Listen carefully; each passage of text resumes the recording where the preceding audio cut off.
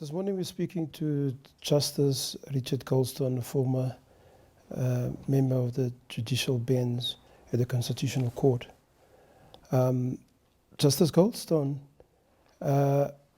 Justice Albie Sachs refers to you as a person who upholds honesty, integrity, and quite an abundance of sensitivity.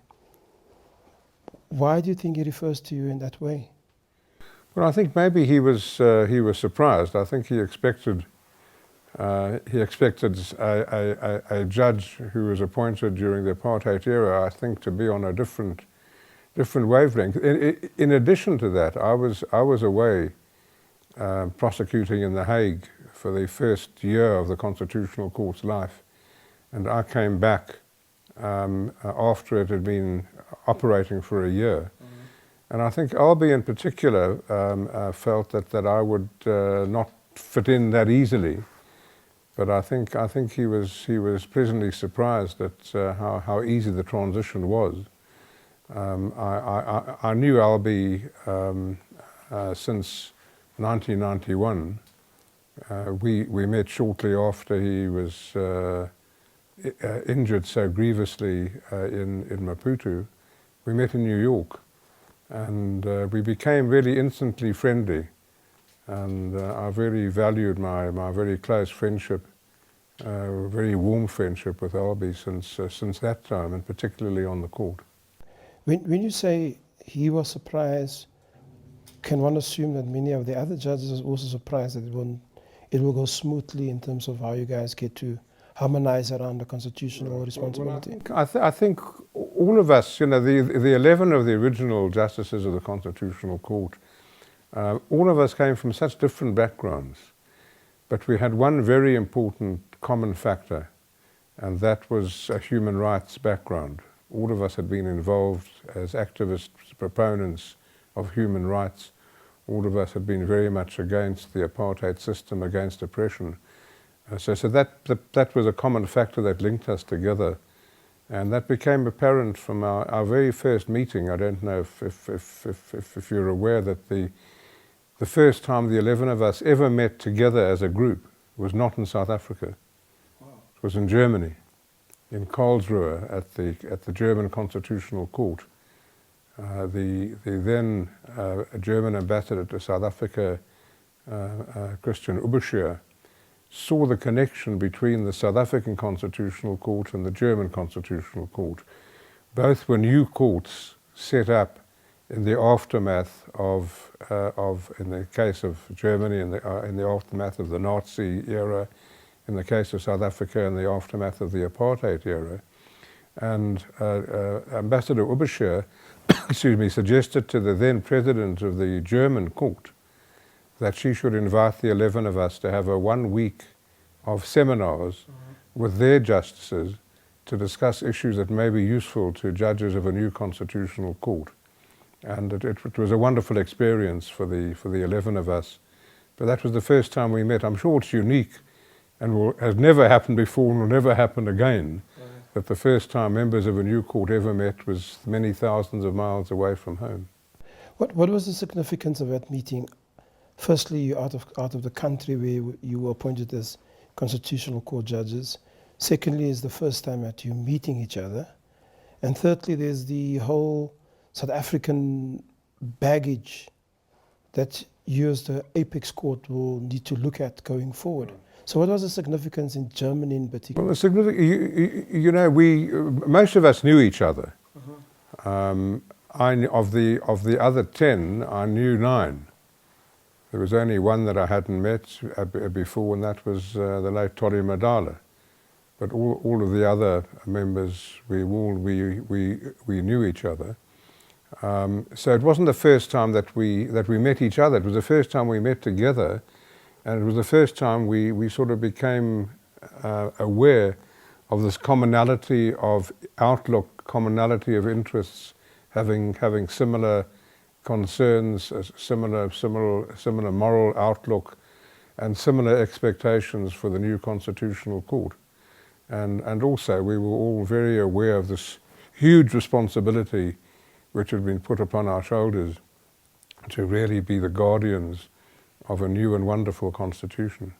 How did you in particular manage the transition from sitting on being part of the judicial system within the apartheid era and then shifting over to a new democratic state with the constitution and being part of the constitutional court?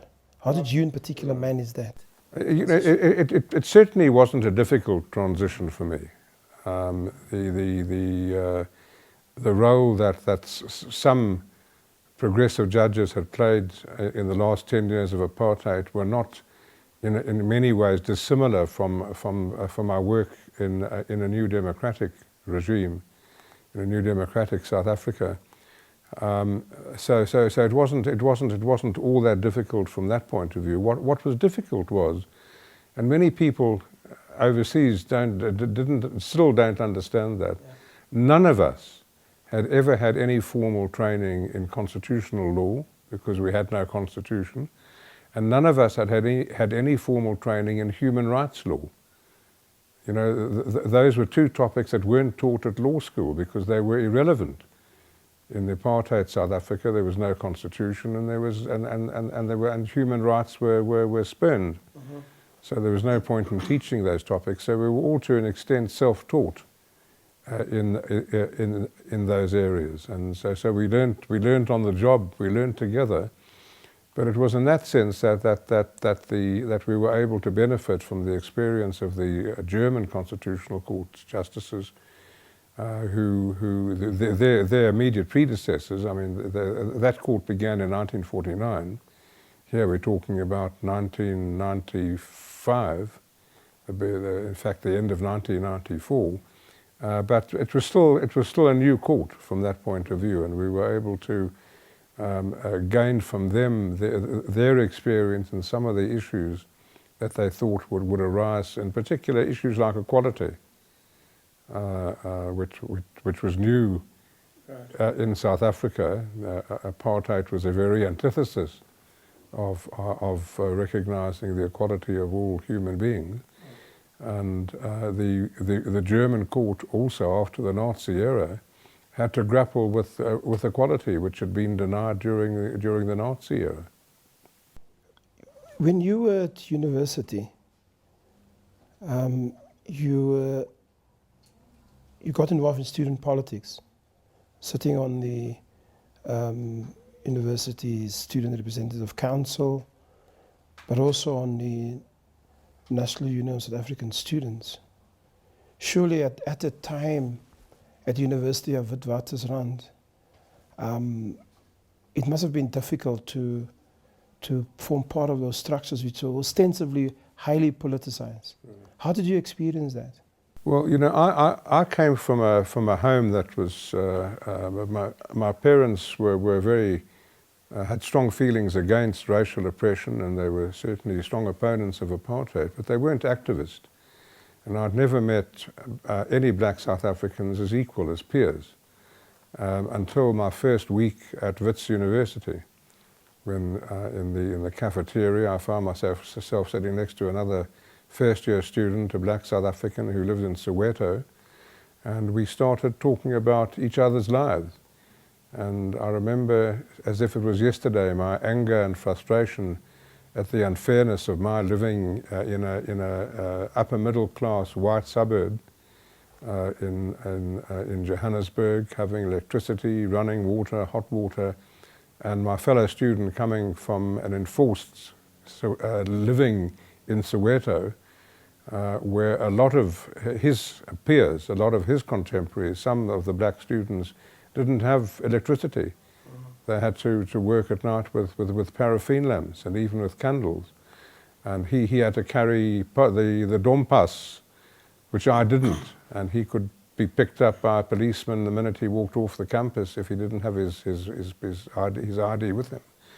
And that really made me angry and frustrated, and propelled me into student politics. At that time at Wits, the students were very active in the SRC in particular, but also the faculty were very involved in fighting the introduction of university. The the Senate and the Council at Wits were all very active in opposing the then serious attacks on academic freedom and the attempts by the apartheid government to introduce university apartheid.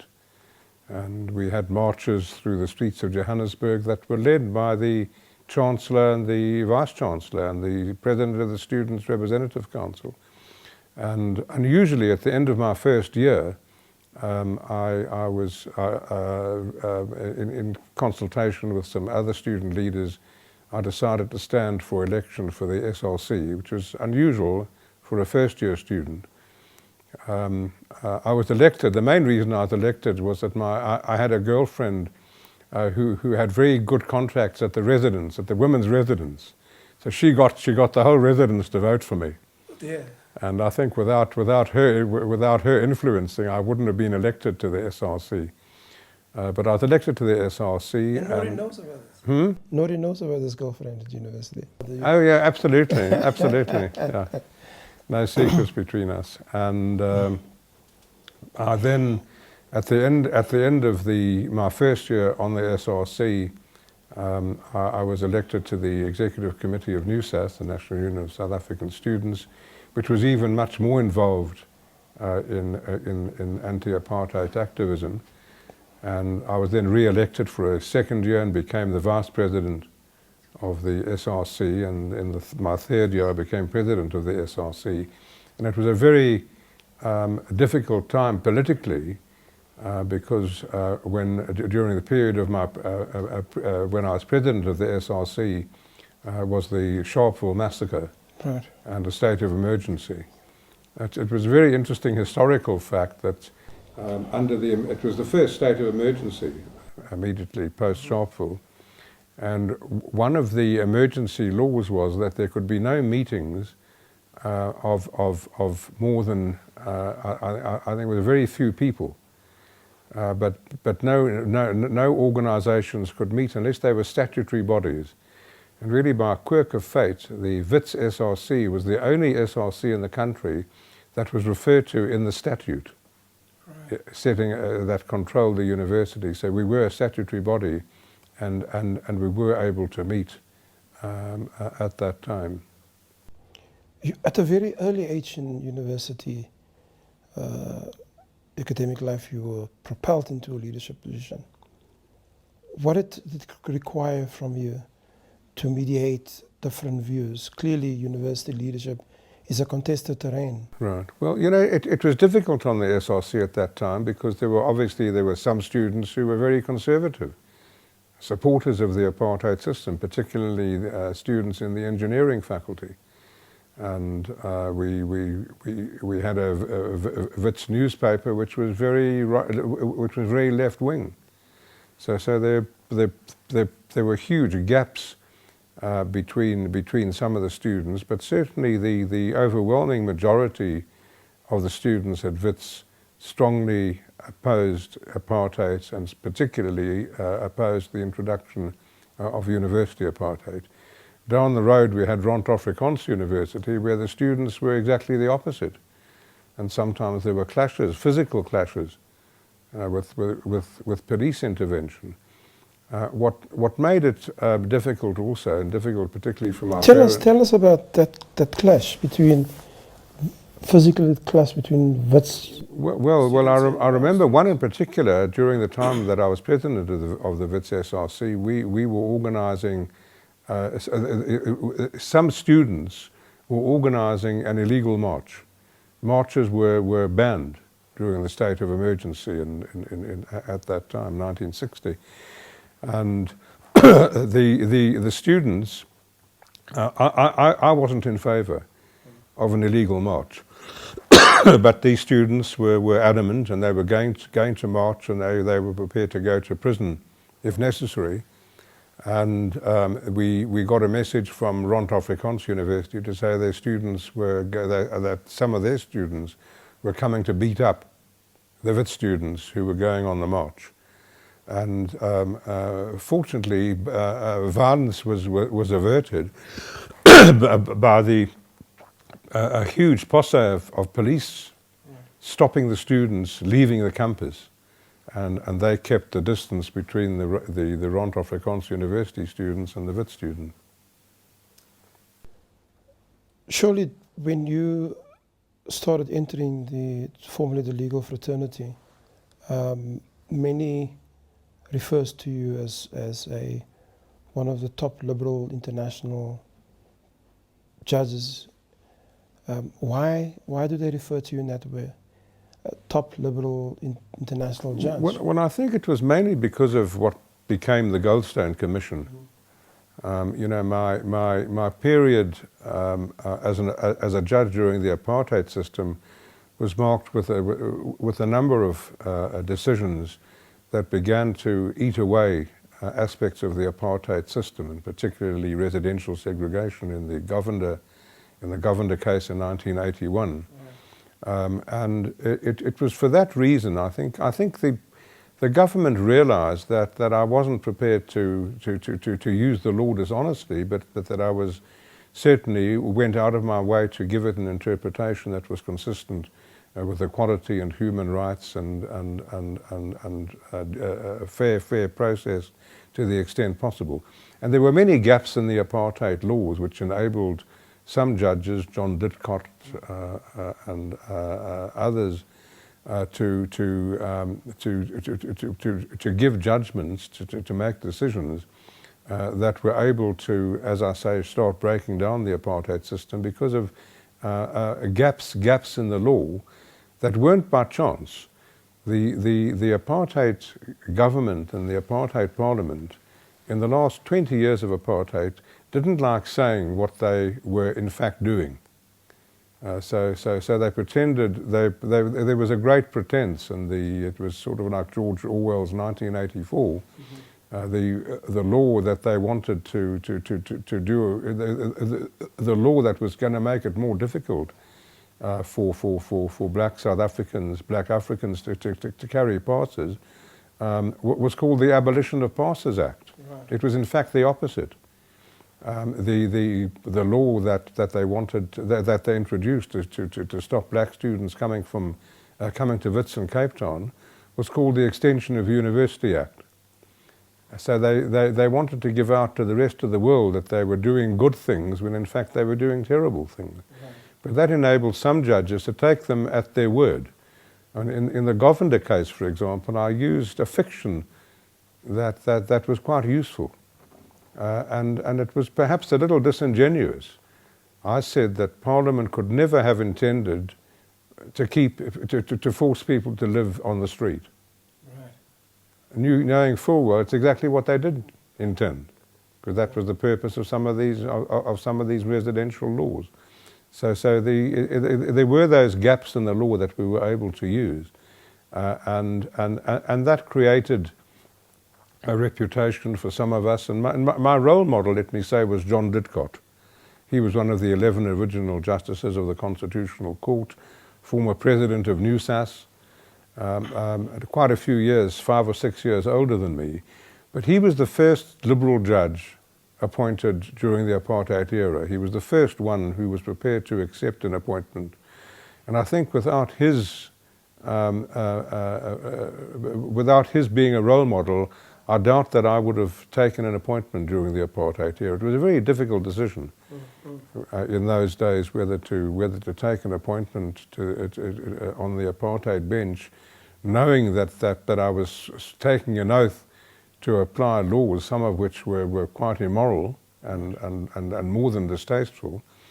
But on the other hand, knowing that the courts were beginning to be used by the Legal Resources Centre, by Lawyers for Human Rights, by other organisations, and with the encouragement of their leaders, people in particular like Arthur Chastelson, who was leading the Legal Resources Centre, they encouraged liberal judges to take appointments because they wanted sympathetic judges on the bench and not judges who would have a knee-jerk reaction against them.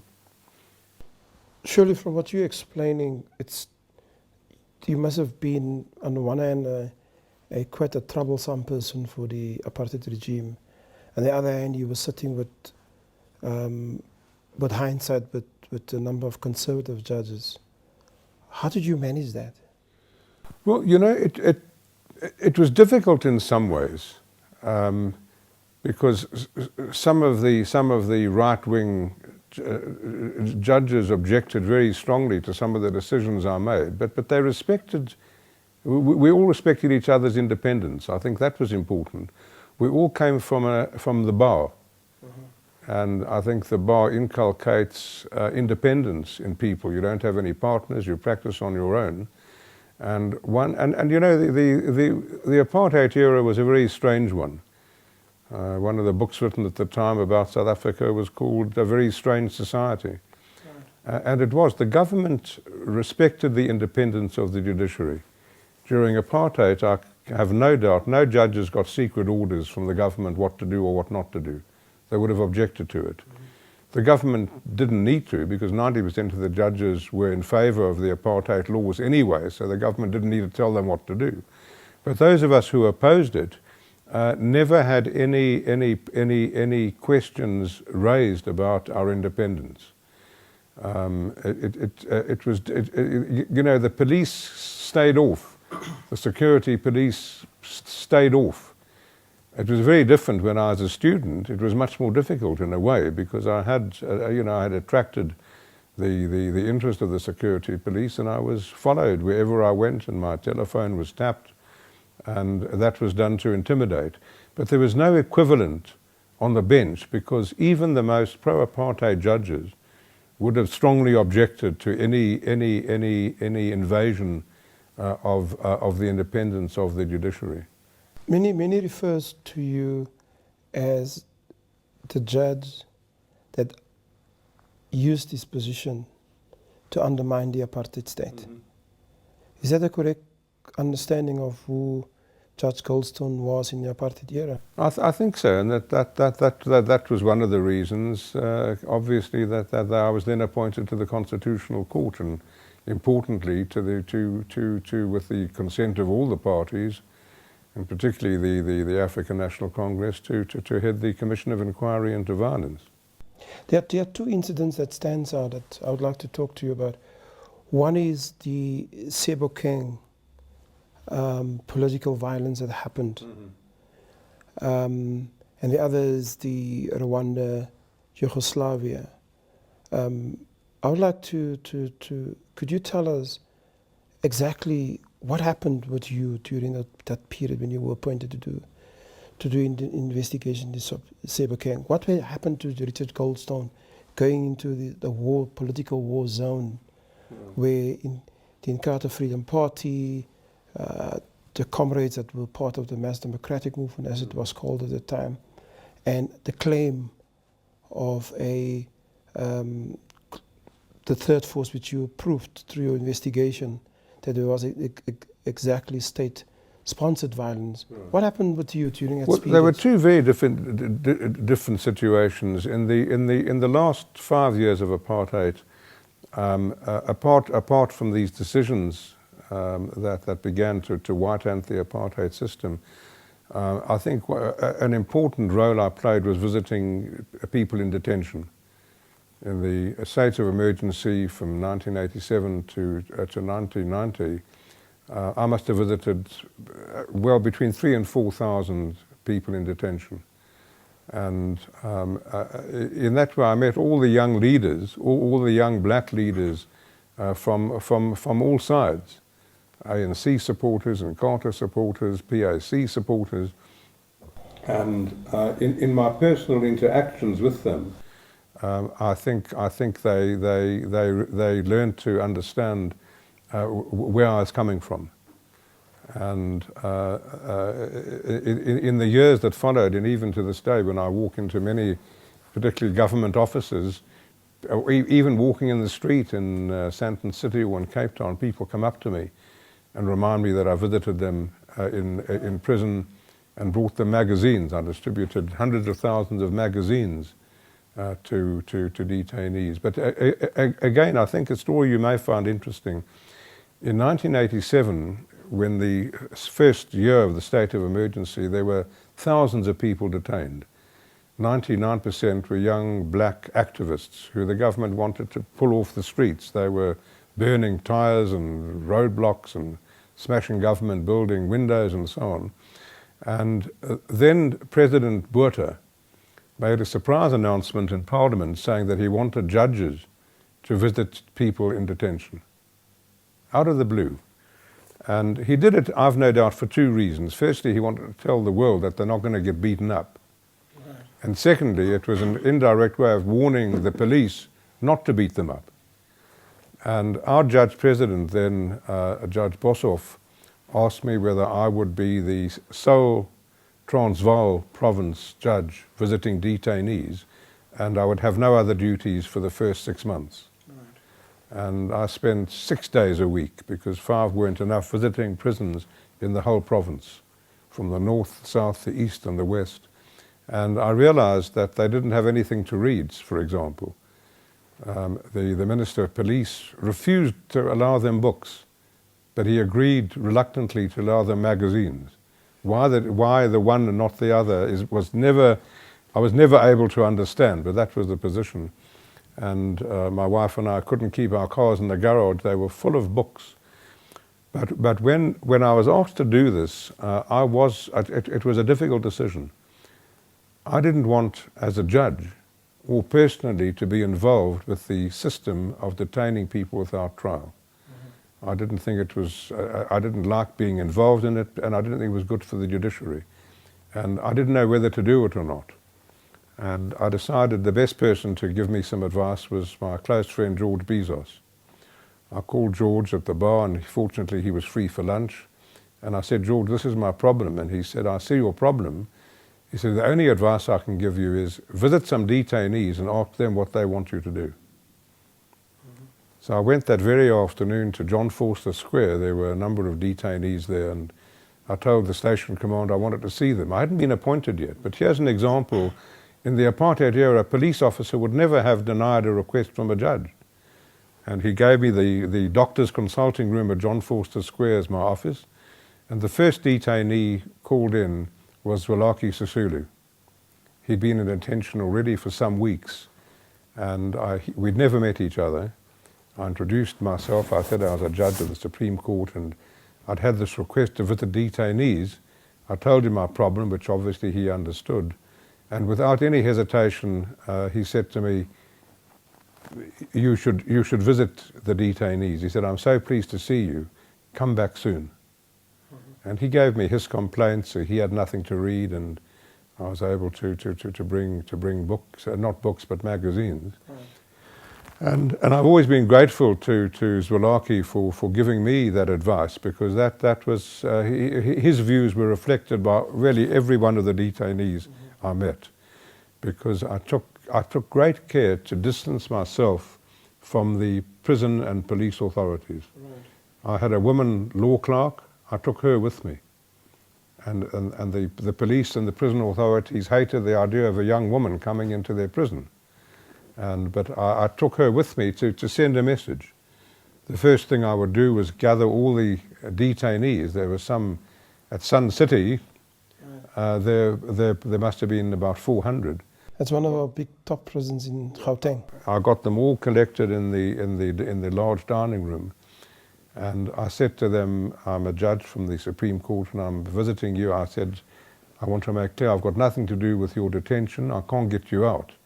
But I'm here to check up whether you have any complaints about the way you're being treated. But I said, the first question I want to ask you is what language you want me to talk to you in, English or Afrikaans? I said, unfortunately, I don't speak any of the other languages. But I was giving them a choice, which they never had in prison. And they screamed out, English, English. It was their protest against the jailers, against their authorities. And I said, secondly, I can see you individually one-on-one, or we can meet en masse like this. I said, I want you to have your own private meeting and decide how you want me to spend my time. I could feel the uncomfortable shuffling from the prison authorities behind me, because they didn't like this at all. These people weren't supposed to meet together anyway. And given choice. But I said, you can have an hour or 2 hours, meet and decide how you want me to spend my time. And I did it really to give, and they were delighted because it gave them the first opportunity to meet with each other. Right. And so in that way I was able to build a distance between what I was doing and the authorities and on the one side and the detainees on the other. And I think that built up trust because I came back again and again to them and brought them. You know, it's interesting you talk about leadership, but one of them was Seth Mazabuko. Does that name mean anything? He was one of the detainees, and at the end of one of the visits at the Johannesburg prison, he said to me, "Judge," he said, "you know, we'd love to get new clothes. You know, we've all refused to wear prison clothes, but the clothes that we brought from home are becoming tattered. They've been there for over a year." He said, can't you get us all clothes? I said, "Let me see what I can do," but I said, "I need your names and your shoe size and whether you're small, medium or large."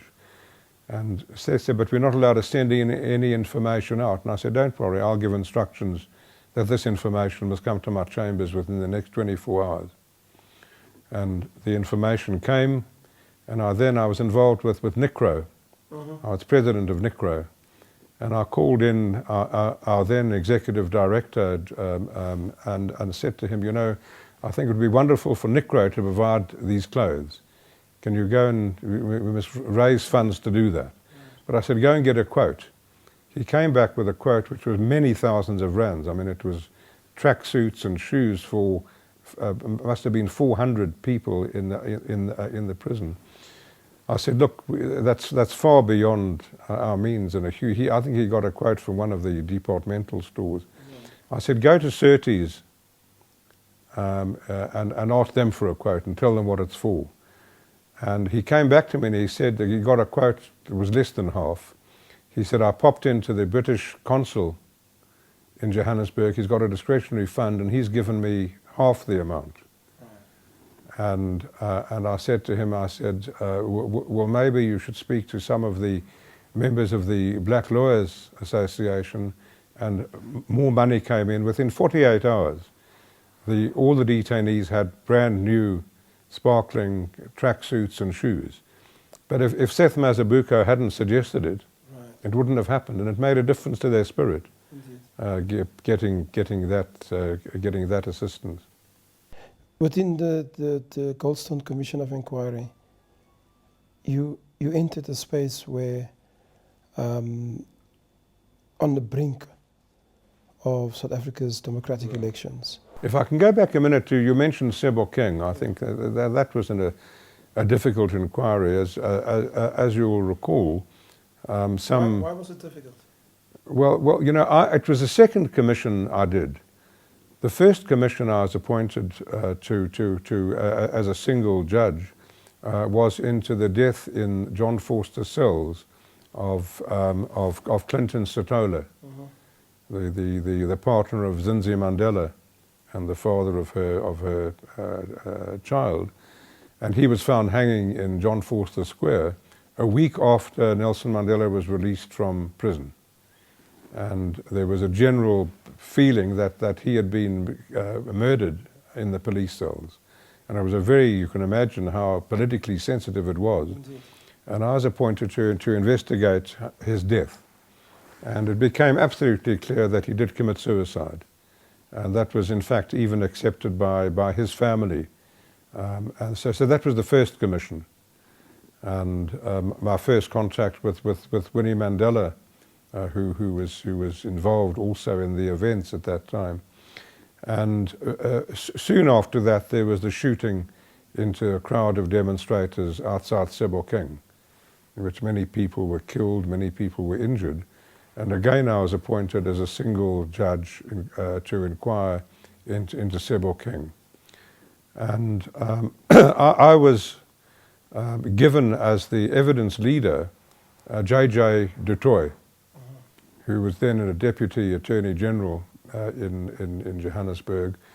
And with his able assistance, we were able to prove exactly what happened and enable me to bring out a report finding that the police had acted quite illegally in shooting the demonstrators. And as a result of that Sebokeng report, the government paid many millions of rands of damages. A number of the policemen were charged. The cases never reached finality because of the Truth and Reconciliation Commission having intervened. But it was those two commissions, I think, really that led to my appointment to head the Goldstone Commission. And that was a difficult decision whether to accept that appointment. And the approach had come from the then Justice Minister Kobie Coetzee, who said to me that it had taken 2 months for the parties to the peace negotiations to agree on 5 people to head that commission and on a chairman. And they said it's been unanimously agreed that you should chair it. And he said to me, if you refuse, it's going to take us another 3 months to find somebody else. And he said, please take that in mind. And I said, well, I need 24 hours to think about it, discuss it with my main advisors, my wife, and we realized it would be a difficult job. And in fact, I had 3 conditions I put to Kobie Coetzee the next day.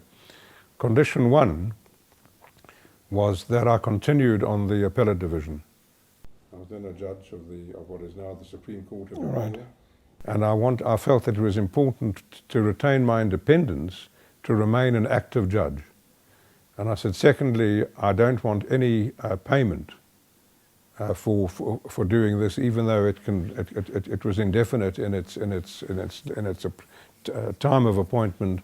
But again, for my independence, I said I want to do this as a volunteer. I said, thirdly, I want as my right-hand person J.J. du Toit, because I'd been so impressed with his even-handedness and his investigative abilities. And I remember Kobie Coetzee saying to me, well, he said, J.J. Coetzee is no problem because he also comes from Bloemfontein. And I said the third condition is if I have to be away from home for more than 24 hours, my wife comes with me at state expense. Right. And he said that was fine. And that really was obviously a very difficult job. Fortunately, the other 4 members of the commission were highly appropriate. 2 black lawyers and two white lawyers, and we got on extremely well from the beginning. Right. Solly Satoli played an important role. In fact, I appointed him to preside over the first inquiry into the violence in Tembisa outside Johannesburg. And but that was obviously a turning point, because it was that experience and the publicity which the Goldstone Commission got that led to my appointment as effectively the first chief prosecutor of the Yugoslavia tribunal that had been set up by the United Nations. Because it was really, I didn't want the appointment. I mean, it's an unusual story. It came. The invitation came in July of 1994. President Mandela had then just recently been appointed as president, as our first democratically elected president. And I got a faxed message from the president of the Yugoslavia Tribunal, Judge Corsesi, an Italian humanitarian law expert, asking if I was interested in becoming the prosecutor. And it was a ridiculous invitation because I knew nothing about, I'd never prosecuted. I knew nothing about the law of war, and I knew virtually nothing about the former Yugoslavia. So I was on the point of drafting a polite no thank you when I had 2 phone calls. The one was from my wife to say, any interesting post? We'd just come back from a holiday in Europe. And I said, no, but there's an amusing invitation to become a chief prosecutor in The Hague. And she said, wouldn't that be wonderful to get away from our security? Because I was under heavy security in South Africa ever since the assassination of Chris Hani. I was on that death list. And I said, yes, it would be wonderful, but not to do something I'm not fit to do. And she understood, and I put the phone down, and I was about to send off the fax when the phone rang again. It was President Mandela. And 2 or 3 days before, I'd been informed that I was going to be on the Constitutional Court. President Mandela said, I understand you've been invited to become the prosecutor of the Yugoslavia Tribunal. I said, yes, Mr. President. And I said, I'm busy refusing. And he asked me why, and I told him. He said, I understand your reasons, but he said, don't send off your letter. So I said, why not? He said, because I've just spoken to the Secretary General, Boutros Ghali, and I've told him that you'll do it. So that left me with little option. And I said, what about the Constitutional Court? And he said, no, don't worry about that. The Cabinet has decided today that we'll amend the Constitution to make it possible to appoint acting judges. So you can go off. He said, I've told the Secretary General, that was a 4-year appointment, but he said, I told the Secretary General that will spare you just for 2 years. Right. Then I want you back on the Constitutional Court. So that's how it happened. Why were those conditions important when you spoke to Kobie Coetzee? Well, I think the most important was to retain my independence. Mm-hmm. I didn't want to be seen to be being co-opted by what was still an apartheid government into investigating a very difficult question, because already then Nelson Mandela was blaming the violence on what he called the third force. It was adamantly denied by de Klerk and the police and the army. They said there was absolutely no truth. So I knew this was going to be a very politically sensitive job. And in fact, I remember Kobie Coetzee very frankly telling me, he said, I must warn you that if you do this job, it may be the end of your judicial career. Because he said you may become tainted by findings that you have to make. And that was a useful warning, because I realized how important it was to retain independence. And what was important too, I said to Kobie Coetzee, I'd like to meet with the major political leaders before I decide. And he said, please don't do that. He said, that'll be the end of the commission. He said, then the whole debate will begin again. He said, take the appointment and then you can do what you like. Right. So I took his advice, but then the first thing I did was arrange meetings with the ANC, with Nelson Mandela and his fellow leaders. In fact, I remember the first meeting I had with them. They invited me to come and meet with the ANC Executive Committee at the Sisulu home in Soweto, and that ended up about a 6-hour meeting. And similarly, obviously, I had a meeting with de Klerk and Kobie Coetzee, and what was much more difficult was getting a meeting with Mangosuthu Buthelezi, because he insisted I come. He would only meet me if I came to Urundi, and that wasn't so easy. I had to get a special flight to go there and so on. But I made it clear that they would be consulted, that there'd be transparency. De Klerk wasn't happy about my having informal discussions with Mandela, but I said to him, if you want me to do this job, that's the way I'm going to do it. And fortunately, I was able to keep everybody on board. I used to meet with Madiba frequently on a Sunday evening. He was often lonely on a Sunday evening, and I'd spend 2 or 3 hours drinking a cup of tea? Chatting to him. And drinking tea? Drinking tea? Yeah. Tell us, it's Sebokeng, in terms of and also the Goldstone Commission of Inquiry. There's the Yugoslavian problem that you also were appointed. And there's the Rwandan genocide. All those events are extremely traumatic in terms of history and for those nations, and it will always be part of the institutional memory of those countries, including South Africa and its own atrocities created by the apartheid system. Surely, when you went to investigate these, there must have been something that created a degree of discontent inside of you about humanity.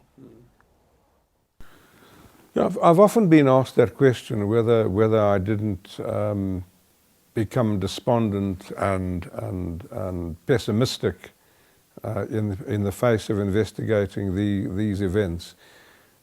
But really what prevented that were the wonderful people I was working with, and the realization that 99% of human beings are decent people. I still believe that. It's the 1 or 2% of evil people who cause the trouble in the world. Right. And with modern technology and modern weaponry, it's very easy for one person to cause mayhem. I mean, how many people were involved in the Paris terrorism last Friday? Right. 9 people, 18 people, tiny number compared to what they've caused. 140 people dying, killed. And so obviously one was dealing with evil people and dealing with evil, but it was wonderful to work with people from countries all around the world. By the end of the 2.25 years I spent in the Yugoslavia tribunal, I built an office of about 250 people from 40 countries, all of them wonderful people, brave, courageous, committed, prepared to put their lives on the line in order to investigate and so on. And one of the things that also I think made a big difference was the media. I think it was very important that for the Goldstone Commission in Yugoslavia and Rwanda, that there were reports about what we were doing.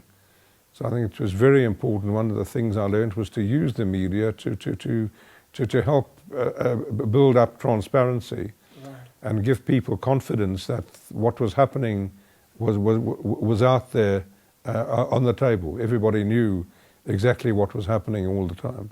Why was transparency that important? Because people had to have trust. If people in South Africa didn't have trust in the even-handedness of the Goldstone Commission, it would have failed. Mm-hmm. People would have refused to come and talk to us. They would have refused to give evidence, to give us information. We would have never been able to get to the bottom of the third force, right, without the trust of people in the media, in the general public, knowing that we would follow the evidence wherever it led, and nothing would be hidden.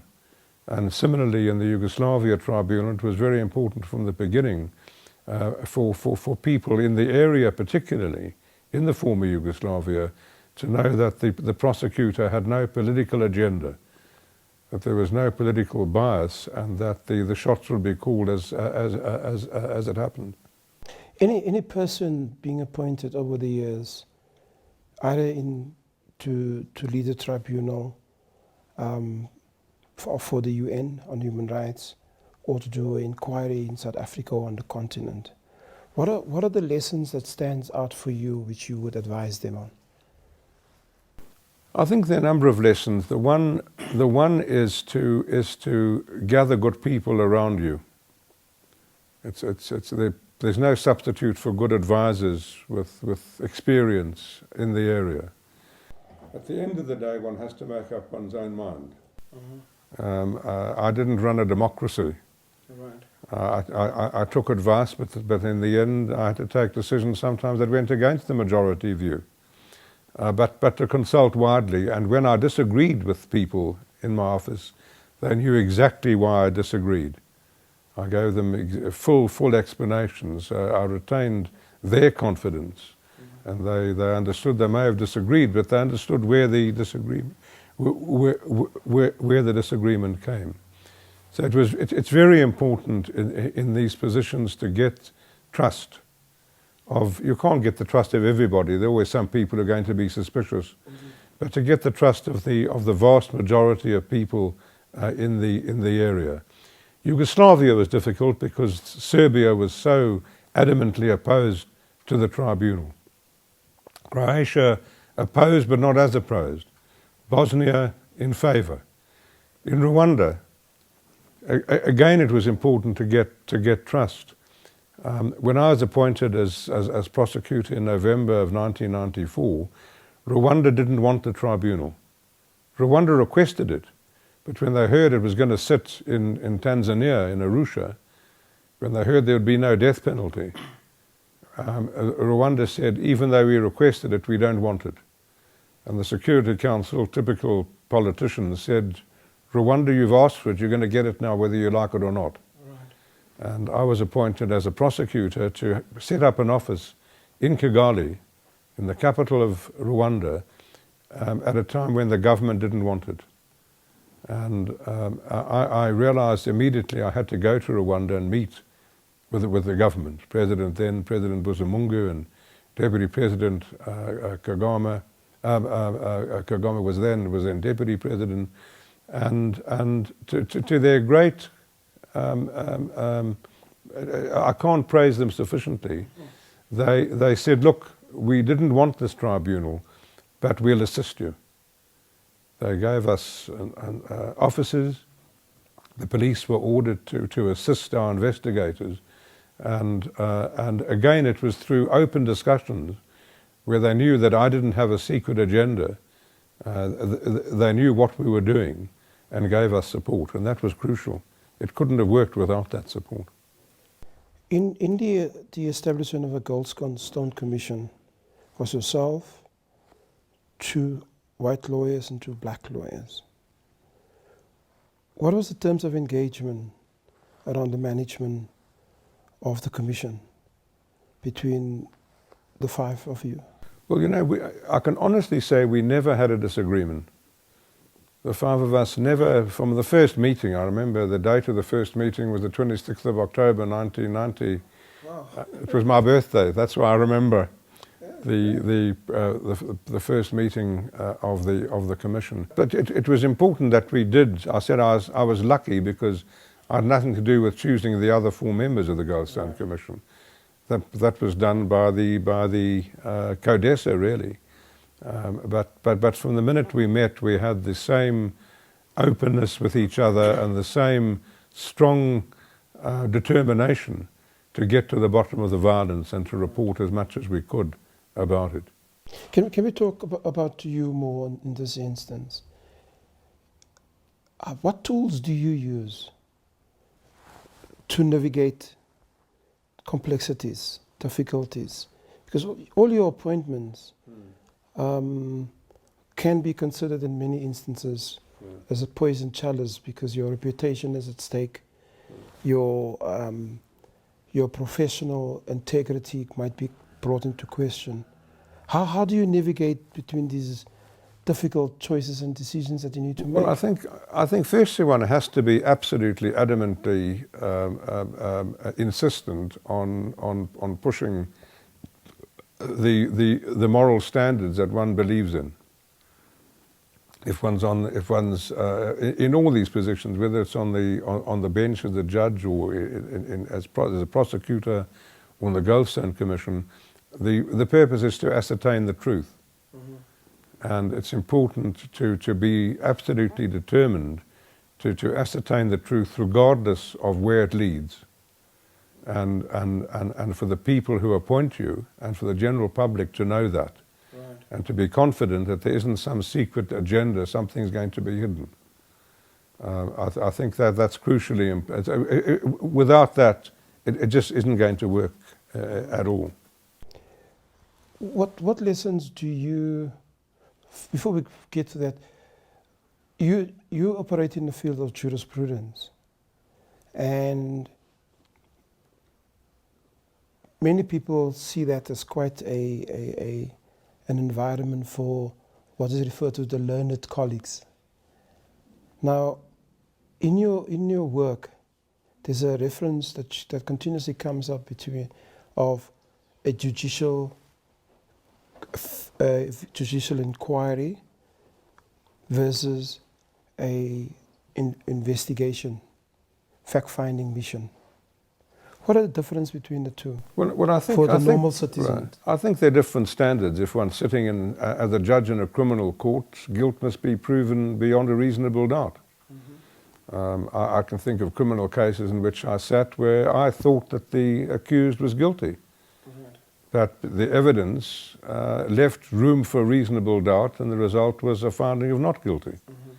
So in a civil case, different standard, balance of probabilities, not beyond a reasonable doubt. So it's much easier to find a balance of probabilities than to convict somebody beyond a reasonable doubt. In the case of fact-finding missions, whether it was the Goldstone Commission or in Gaza for the UN or in the former in fact-finding missions, there's really no onus of proof.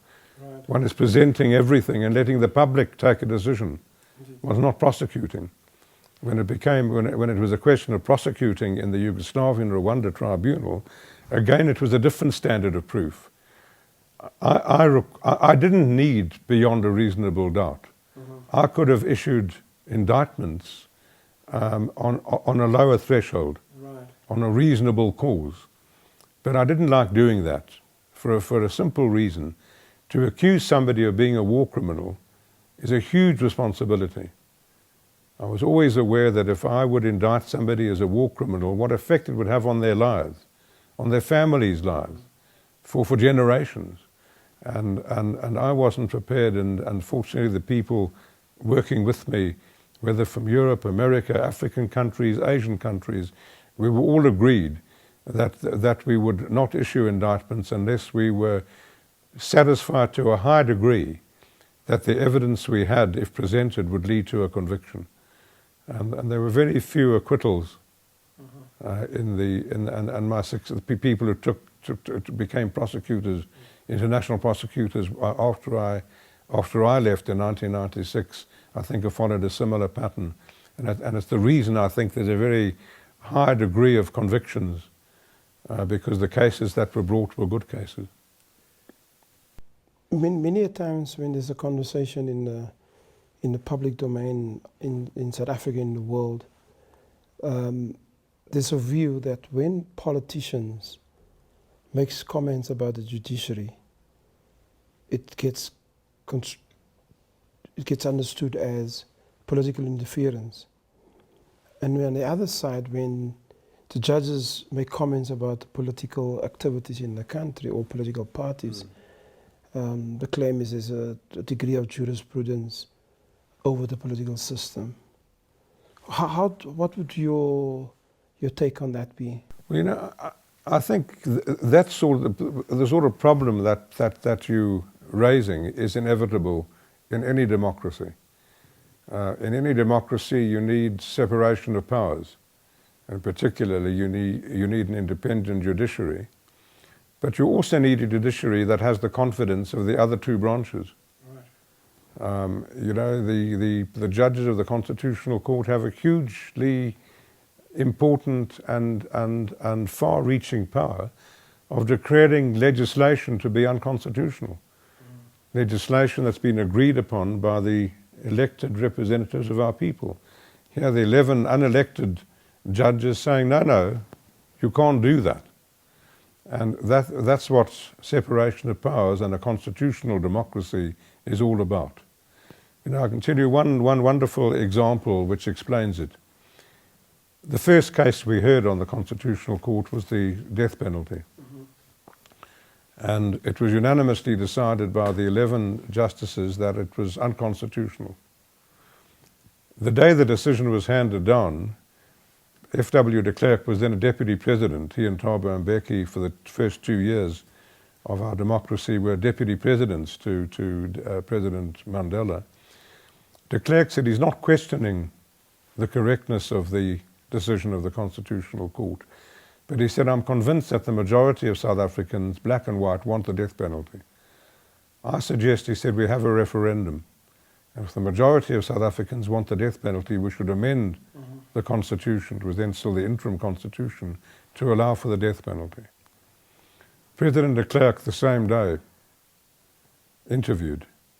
He said, I'm surprised, he said, and disappointed to hear one of my deputy presidents suggest we should rule by referendum.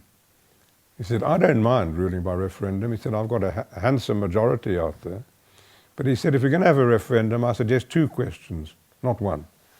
Question 1, by all means, the death penalty. If the majority of South Africans want the death penalty, let's amend the constitution and allow for the death penalty. But he said, question 2, I suggest we ask the majority of South Africans, black and white, whether white South Africans should be allowed to keep the property they've acquired in the last 300 years. Well, there's never been another suggestion of a referendum. But you see, he had an instinctive understanding of what constitutional democracy is about. Right. If the Bill of Rights says you can't do something, even 100% of the people can't do it. And sometimes they're difficult for people to swallow, but that's what it's about. And one can understand the politicians being upset at being thwarted in what they want to do. Power is a very beguiling, and they don't like having their power curtailed, and they sometimes hit out at the judiciary. The judges, I think, 99% of the time, correctly speak only in their judgments. You don't get judges making public statements attacking politicians. Right. If there's an attack to be made, it'll be in a judgment. If it's in a lower court, it can go on appeal. There's no appeal from the Constitutional Court. Somebody said a court of final instance isn't a final instance because it's right. It's right because it's final.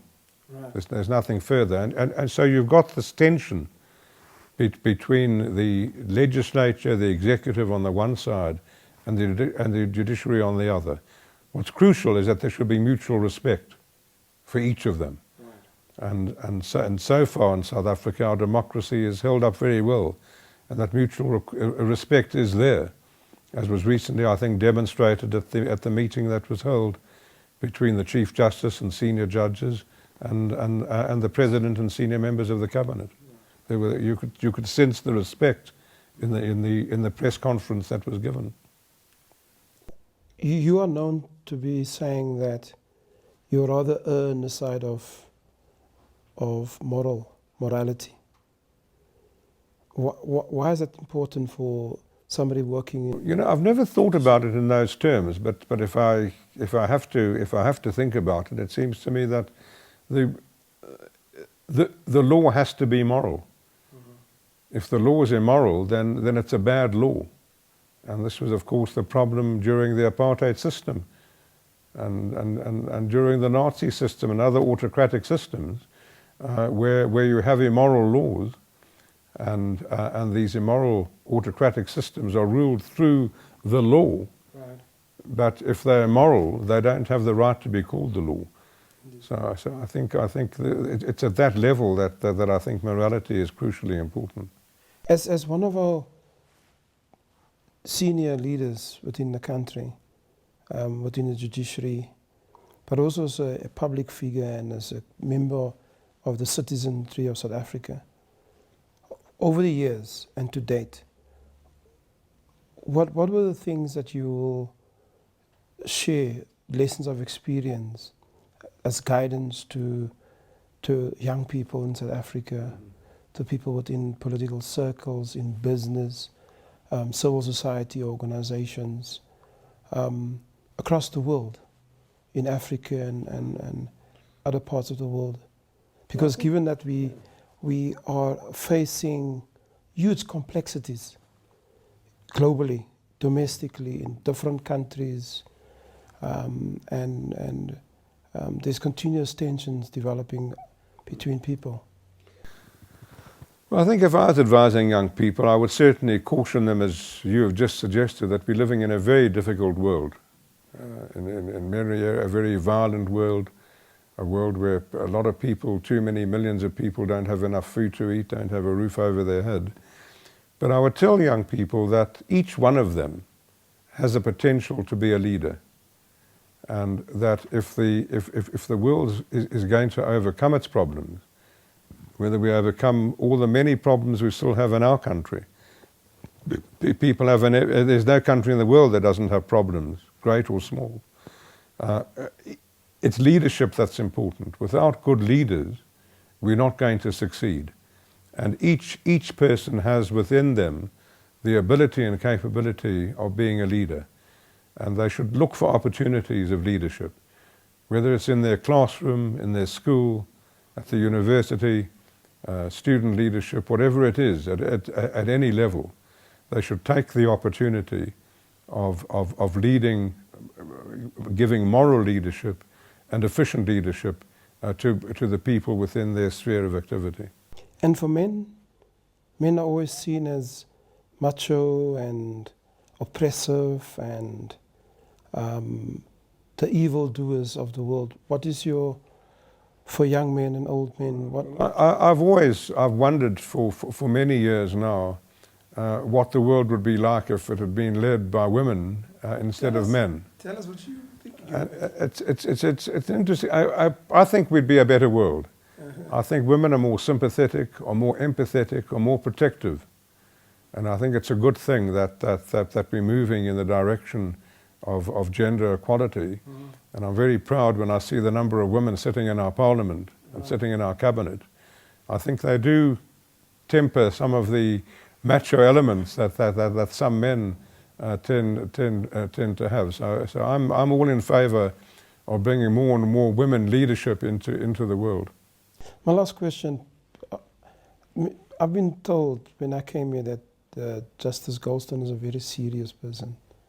Are you a very serious person? No, not really. I think I enjoy the lighter moments of life. I hope I've got a sense of humour and can see the funny side of things. And do you laugh at yourself at times? Oh, absolutely, very often.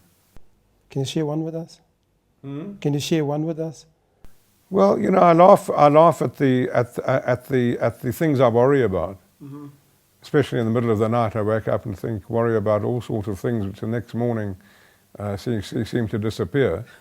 So I often laugh at my own inability to really interpret events in a moderate and sensible fashion.